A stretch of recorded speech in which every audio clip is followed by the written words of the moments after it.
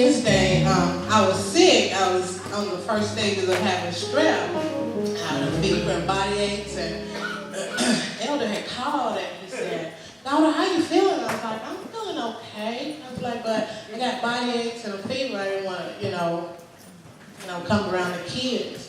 He said, "Well, I hope you get to feeling better because I want you to do the Apprentice Sunday."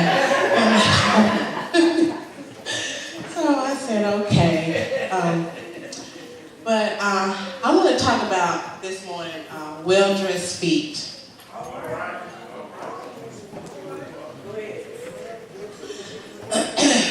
Our shoes are important because our feet are important.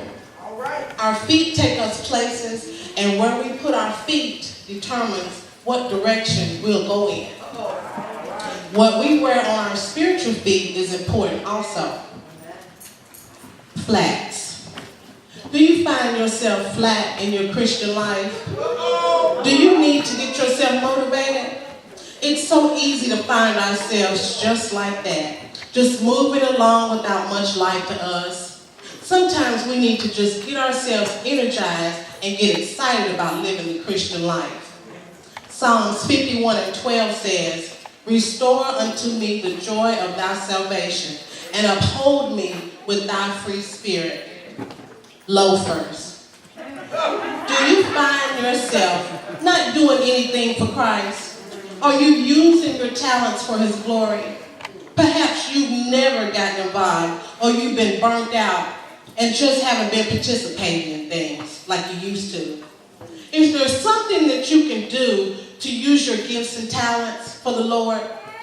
Teaching a class, preparing a meal, or just mentoring someone. We all have to be active in order for the body of Christ to work effectively. 1 Corinthians 12:12 says, "For as the body is one and has many members, and all the members of that one body, being many, are one body, so also is Christ." Pumps. Do you find yourself pumping people up? Are you an encourager? What a great pair of shoes to wear. We all have times when we need encouragement. So think how important it is to give it as to receive it. 1 Thessalonians 5:11 says, "Wherefore comfort yourselves together and edify one another, even as also ye do." Tennis shoes. Do you find yourself running from your problems? Sometimes some of us want to do this. We hope we just think if we don't think about our problems, they'll just go away. If we just lean on God's strength a little more, we'd be able to get a better handle on things that come in our lives. Proverbs 3:5-6 says, "Trust in the Lord with all your heart, and lean not into your own understanding. In all thy ways acknowledge Him, and He shall direct your path." Boots. Do you find yourself walking all over people and only doing things your way? It's sometimes so easy for some of us to do. We forget to be sensitive and up to others. I think if we be a little more loving and tender-hearted, we tend to stop walking this way. Ephesians 4:32 says, "And be ye kind to one another, tender-hearted, forgiving one another, even as God, for Christ's sake, has forgiven you." Waiters. Do you find yourself just floating by? Are you accomplishing anything for Christ? It's so easy to get complacent about things. We get in a rut in our Christian lives and find ourselves just doing the minimum. Our prayer life and our Bible readings become slim. Our church attendance becomes inconsistent. We just barely float by in our relationship with the Lord. Colossians 3:23 says, "And whatsoever ye do, do it heartily as to the Lord and not unto men." Slip-ons. Do you find yourself slipping on Christianity just for church and hanging it up to the next time? Do people really know you're a Christian? If we aren't living for Christ throughout the week, how can we ever have the witness God intended for us to have?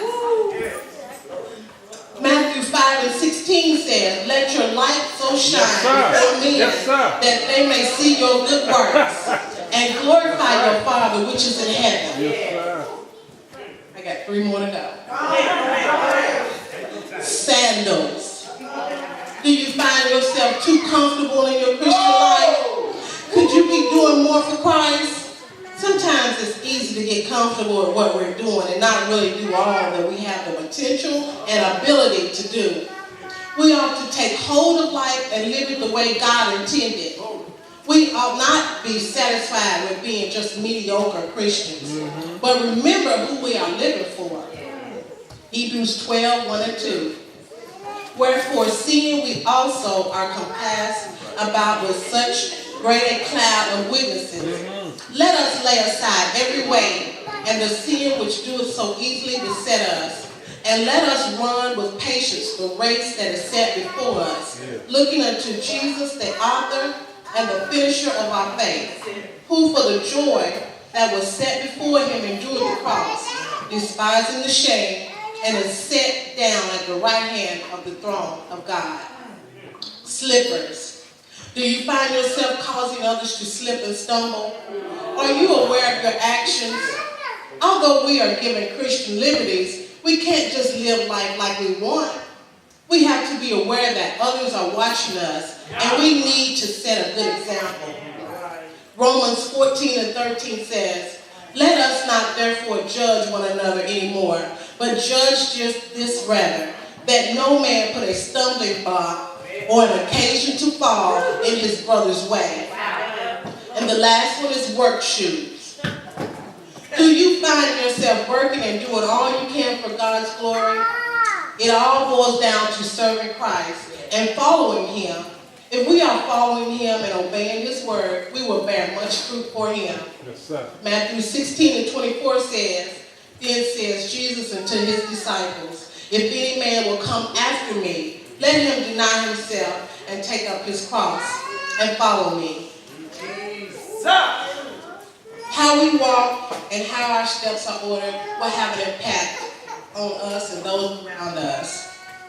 Sometimes we need to be a little more selective on what shoes we find ourselves wearing as Christians.